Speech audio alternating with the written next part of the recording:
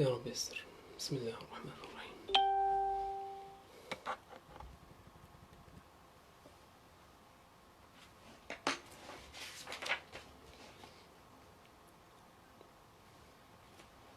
السلام عليكم ورحمة الله وبركاته. أعوذ بالله السميع العليم من الشيطان الرجيم. بسم الله الرحمن الرحيم.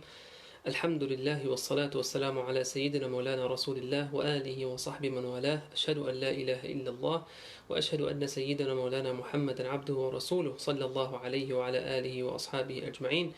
وبعد، فإن أصدق الحديث كلام الله تعالى، وخير الهدي هدي سيدنا محمد عليه الصلاة والسلام، وشر الأمور محدثاتها، وكل محدثة بدعة، وكل بدعة ضلالة، وكل ضلالة في النار. وما قل ودل خير مما كثر وألهى، وقليل يغنيك خير من كثير يطغيك، وإنما توعدون لآت وما أنتم بمعجزين. وبعد. Dear respected brothers and sisters in Islam, inshallah ta'ala, starting from tonight, we're going to be discussing one of the most important books in our Islamic tradition by Imam Ghazali rahimahullah ta'ala. And Imam Ghazali, the scholars of Islam called him Hujjatul Islam, the proof of Islam, radiyallahu anhu arda. One of his most famous work is the book Ihyaa Ulum Deen. And Ihyaa Ulum Deen, literally it means reviving the Islamic sciences, And this book in particular is about the topic of tazkiyah. Tazkiyah is purification of the heart, and that's what we're trying to learn together, inshallah ta'ala. And by the way, inshallah ta'ala, we'll continue to have our halaqat at 8 p.m. until the time we go back, inshallah azza wa jal, ASAP. Inshallah ta'ala, we're going to go back to our masjid soon to perform our halaqat and our khutbahs from there, inshallah azza wa jal. And normally in the summer we give our halaqat after Salatul Maghrib, and in the winter we give the halaqat after Salatul Isha. But we'll continue to do it online at 8, inshallah ta'ala, until the time we'll go back. So we're going to continue after Salatul Maghrib, inshallah azza wa jal.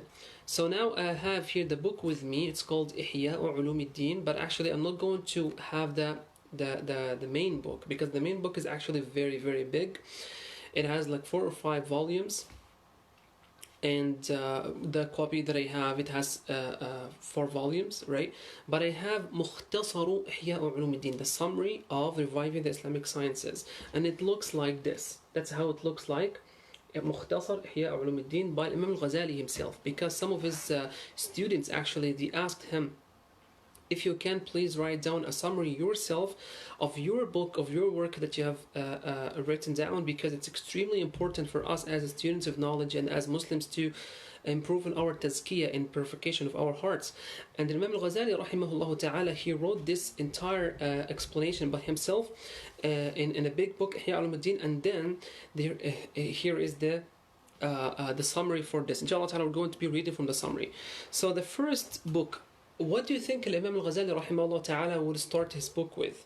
Like when you speak about Ihyaa Ulum Deen, the topic that we're going to talk about is reviving the Islamic sciences. What do you think the first thing that comes to your mind he's going to be talking about? What do you think? Like, I would like to hear from you in your comments. For example, if we're going to a book and that book is very important in our tradition, it's a very extremely famous book in our tradition, I recommend everyone to have it at home.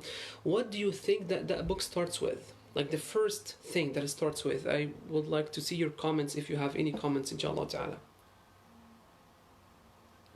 So if we have a book that's called Ihyaa Ulum Deen, what do you think the first topic, the first chapter is going to be about? What? It's going to be about Tawheed, it's going to be about Salah, it's going to be about the pillars of Islam, or what exactly? Do you have any suggestions?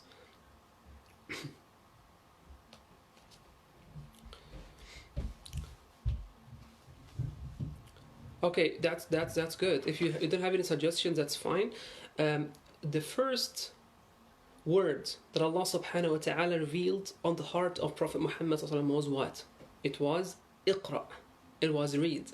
It was a commandment from Allah subhanahu wa ta'ala to Prophet Muhammad sallallahu alayhi wa sallam to read, to learn, and to encourage his ummah to learn, to educate themselves, and then to educate others. And that's why Imam Ghazali rahimahullah ta'ala, he understood the spirit of the Islamic sciences. So the first chapter in his book, Ihyaa Ulum Deen, reviving the Islamic sciences, and now we're reading the summary, is Kitabu al-Ilm. the book of ilm, of knowledge. And the first chapter is fil ilmi wa ta'allum, the importance of knowledge and imparting knowledge. Now we're going to be reading together, inshallah ta'ala, to take some quotes from what he mentioned, radiallahu anhu. He said, اعلم أن فضيلة العلم شواهدها في القرآن كثيرة. He said, we have countless evidences, countless ayat in the book of Allah subhanahu wa ta'ala, and also in the prophetic sunnah on the importance of seeking knowledge and imparting knowledge as well. And then he started by this ayah, يرفع الله الذين آمنوا منكم والذين أوتوا العلم درجات. There are two kinds of people that Allah subhanahu wa ta'ala will raise them, will raise their ranks in this world and in the akhirah amongst the believers. And those two types of people are the believers and people who are educated, who have knowledge. And the question now, which one of these two types of people is better in the sight of Allah subhanahu wa ta'ala?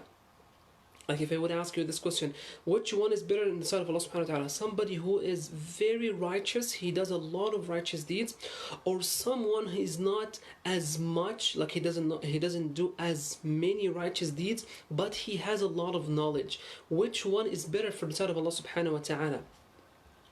So I'm looking for an answer. If you have any suggestion here, or you have any thoughts about that. Somebody who is very righteous, very close to Allah, he does a lot of righteous deeds.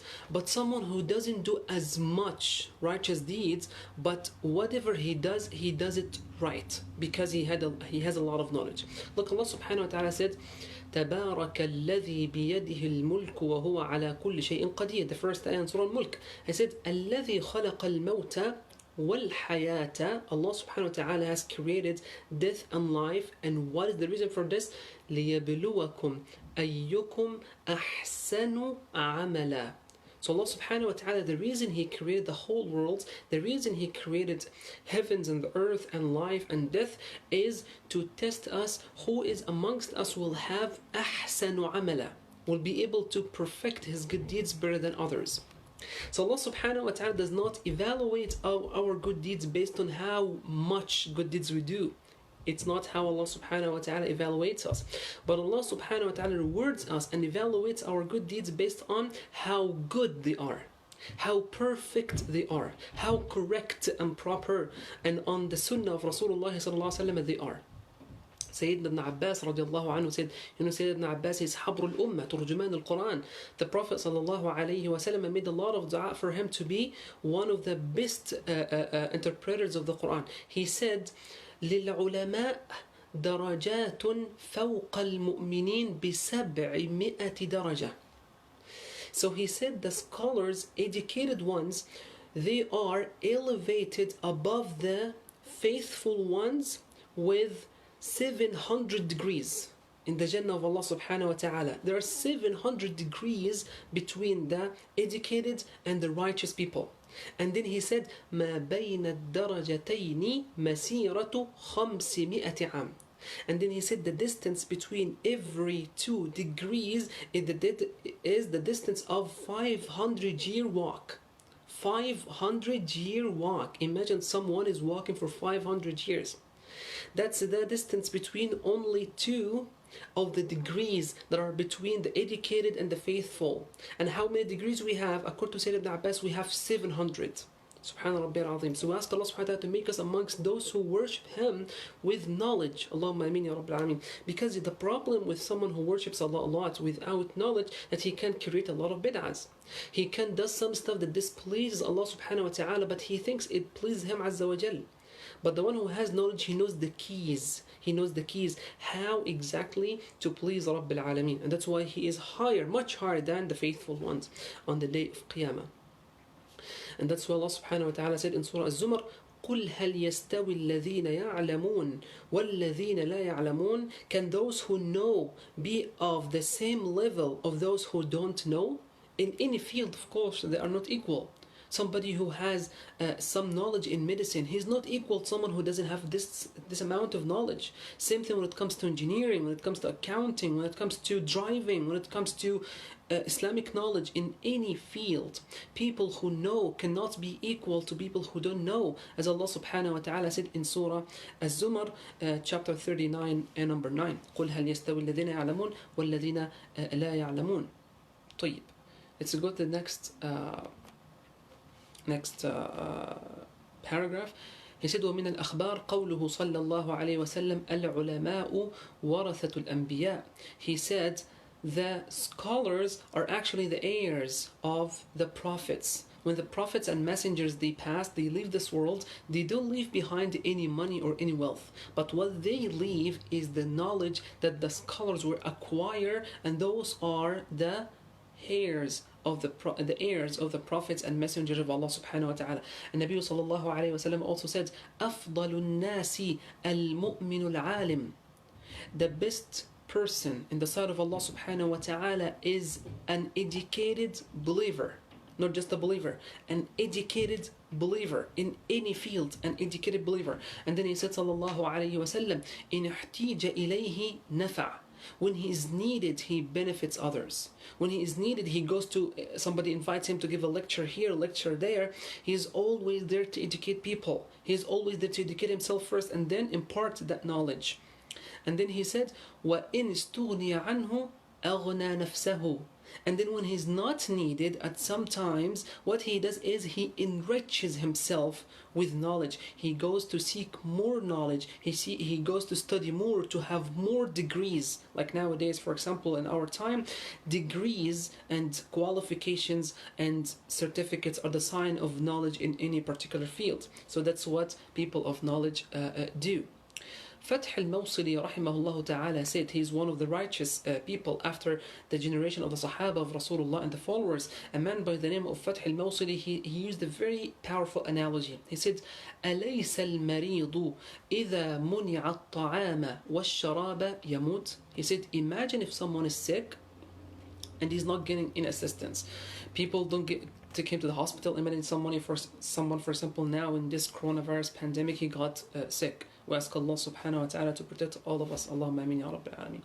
Imagine someone who fell sick, for example, and nobody took him to the hospital. Nobody gave him food to eat. Nobody gave him anything to drink. There is no medicine. What do you think he's gonna do? They said he's gonna die. And then he said, فَكَذَلِكَ الْقَلْبِ. The same thing happens to our hearts. إِذَا مُنِعَ عَنْهُ الْحِكْمَةُ وَالْعِلْمُ ثَلَاثَةَ أَيَّامٍ مَاتٍ. He said the same thing happens to our hearts. If our hearts are deprived of knowledge, are deprived of wisdom, for 3 days they die. A human being, if he doesn't eat or drink anything, or he doesn't take any medicine, if he's sick for 3 days, he would die. Same thing will happen to our hearts. May Allah subhanahu wa ta'ala protect all of us. The scholars of Tazkiyah is purification of the heart. They say, when somebody doesn't acquire knowledge, he doesn't seek knowledge, and he just worships Allah subhanahu wa ta'ala, or he's very busy with this world, what happens to his heart is his heart gets covered and very busy and numb by the tribulations and the trials and the life affairs that he's very busy with. He's very busy with his work, he's very busy taking care of his family, of his education, but he's not seeking any beneficial knowledge. They say that person's heart is actually sealed, and the only time he recognizes that his heart is dead is when he actually dies, when he leaves this world. Nabi sallallahu alayhi wa sallam said, "An-nasu niyam." People in this world are asleep. People in this world are asleep. They are not aware of what's happening. They are heedless of the akhirah. They are heedless of the hereafter. How many people, for example, will watch a song, for example, listen to a song or watch a movie, and how many people will listen to lectures? For example, if you use this analogy every single day, will you realize what he meant, sallallahu alaihi wasallam, when he said, "An-nasu niyam." People are asleep. People are heedless. فَإِذَا مَاتُوا انْتَبَهُوا. But when they die, they are alert. They are alert. They wake up. They recognize their hearts actually were dying because of the lack of knowledge. Nabi sallallahu alayhi wa sallam said also that the angels of Allah subhanahu wa ta'ala, they lower the ranks for people who seek knowledge because of like out of appreciation of what they are about. They are seeking knowledge, and the angels of Allah subhanahu wa ta'ala, they appreciate that. Okay, so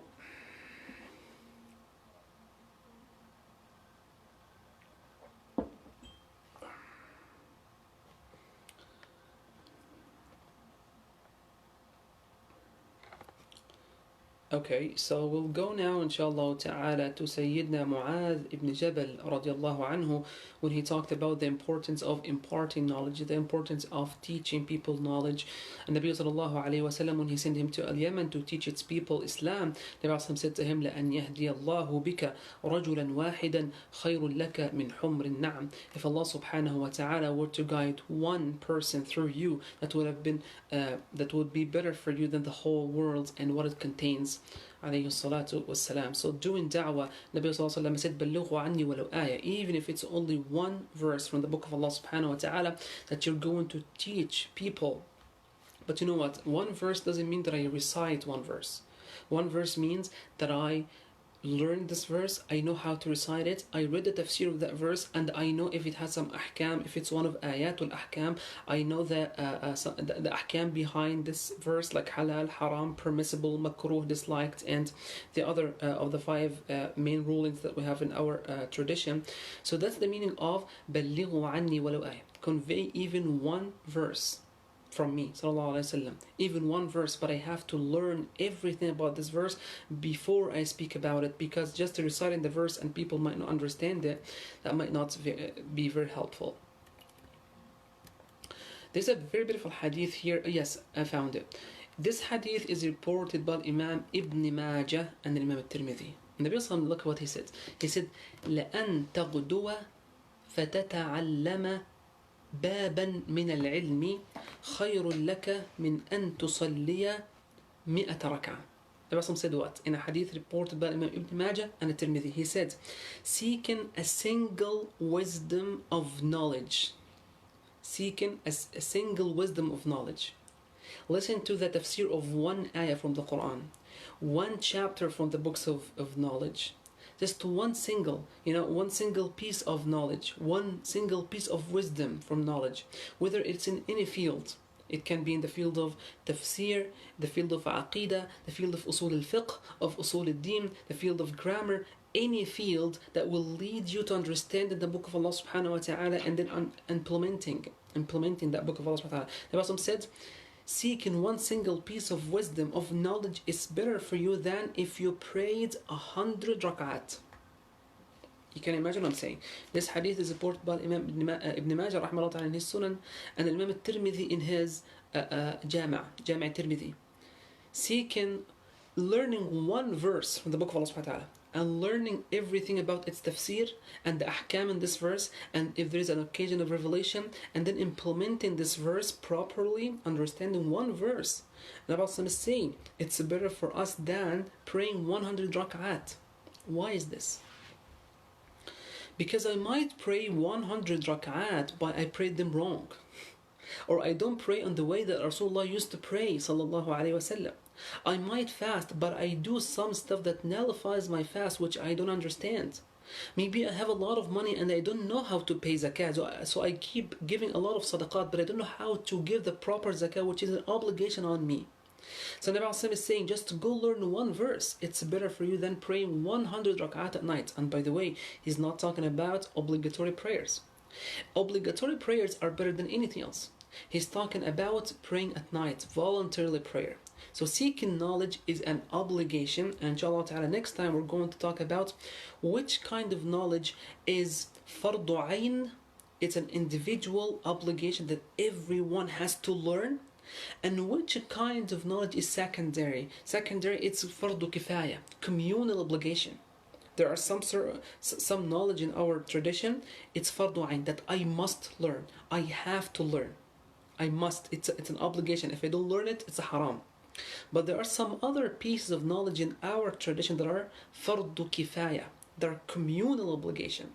If I don't seek that knowledge, it's okay, as long as some other people know it, some other scholars know it. I don't need to learn it academically. I don't need to. Inshallah, we're going to talk about this next time. But now let's look at what Rasulullah said. Learning one verse, it's better for me than praying 100 rak'at at night. 100 rak'at of voluntary prayers. Why did he say that? Look at this hadith in Sahih Muslim. One time Rasulullah came into his masjid, and in the back of the Prophet's masjid there were a group of Sahaba alayhim, who were less fortunate radiallahu anhum. They didn't have a lot in this world, so they used to live in the back of the masjid of Rasulullah sallallahu alayhi wasallam. And we called them Ahlul Suffah. Ahlul Suffah. They used to sleep and stay in the back of the masjid of Rasulullah sallallahu alayhi wasallam. One time he came in and he went to them, and he gave them a very good offer. He told them, أيكم يحب أن يغدو إلى بطحان أو إلى العقيق فيأتي بناقتين كوماوين من غير إثم ولا قطيعة رحم. He said, who amongst you would like to go to that place that's called Bathan, or the other place that's called Al-Aqiq, and he will be able to bring back with him 2 massive camels. And you know the Arabs, they used to appreciate so much camels. That was the most precious wealth to the Arabs. To the Arabs at that time, to the Bedouins in particular, Rasulullah was addressing Arabs. He's addressing Bedouins. So he's telling them, if you want to go every single day in the morning and get 2 camels and come back with 2 massive camels, min ghayri ithm. Min ghayri ithm meaning you don't have to steal them, you don't have to fight with anyone, you don't have to take them by force from anyone, you just take them and come back. وَلَا قَطِيعَةِ رَحِمٍ. وَلَا قَطِيعَةِ رَحِمٍ. You don't have to cut the ties of your kinship, you don't have to make any problems with your relatives. You just go, grab these 2 camels and come back. It's like if somebody's telling you today, would you like to go every single day to that garage, for example, and bring back with you 2 very expensive cars, without mentioning any brands, just 2 very expensive cars, and you're able to come back, sell those 2 cars and put the money into your bank account, and nobody will ask you what you're doing. You're doing something totally halal inside of Allah and His Prophet sallallahu alaihi wasallam. Of course, all of them, they agreed. They said, Rasulullah, all of us would love to do this. فقال النبي صلى الله عليه وسلم, look what he said. He said, لأن يغدو إلى أحدكم إلى بيت من بيوت الله. If you go to one of the houses of Allah subhanahu wa ta'ala, فَتَعَلَّمَ آيَتَيْن خَيْرٌ لَهُ مِن نَاقَتَيْن. If you learn 2 verses only from the sake of Allah subhanahu wa ta'ala, they are better for you than these 2 massive camels. Better for you than those 2 very expensive cars put into your bank account. وَثَلَاثٌ خَيْرٌ لَهُ مِنْ ثَلَاث. If you learn 3 verses, they are better for you than 3 camels, 3 cars. وَأَرْبَعٌ خَيْرٌ مِنْ أَرْبَعٍ وَمِنْ أَعْدَادِهِنَّ مِنَ الْإِبِلِ. And the more ayat you learn, they are going to be better for you than the more money you have. So that's what he's trying to tell us, sallallahu alayhi wa sallam. Learning, educating ourselves, especially about our deen, and any kind of knowledge that's beneficial for me first, for you first, personally, and then for your closest people. As the Nabi said, ibda binafsik. You start by yourself first, and fix my ibadat first, and then with my family members, and then with my relatives, people around me, my community members, and my community at large, the humanity after that. Any kind of knowledge that will benefit you in this way is considered good knowledge, is considered beneficial knowledge, and you will be rewarded for it, inshallah ta'ala. We're not only talking about Quran and Sunnah, we're talking about any other field that people are qualified in. So these are some of the reflections of Imam Ghazali rahimahullah ta'ala in his first chapter in Mukhtasar Ihyaa Ulum Deen, and inshallah ta'ala will continue every family halaqah to talk about the pearls that we have in this book, inshallah azza wa jal. And we ask Allah subhanahu wa ta'ala to purify our hearts and to give us the ability to seek knowledge and to educate other people. Allahumma ameen ya rabbal alameen. جزاكم الله خيرا وأقول قولي هذا واستغفر الله العظيم لي ولكم سبحانك اللهم وبحمدك أشهد أن لا إله إلا أنت أستغفرك وأتوب إليك. Don't forget to buy this book, inshallah ta'ala. Don't forget to buy this book, مختصر إحياء علوم الدين, the summary of reviving the Islamic sciences by Imam al-Ghazali رحمه الله تعالى. بارك الله فيكم وأقول قولي هذا واستغفر الله العظيم لي ولكم. والسلام عليكم ورحمة الله وبركاته.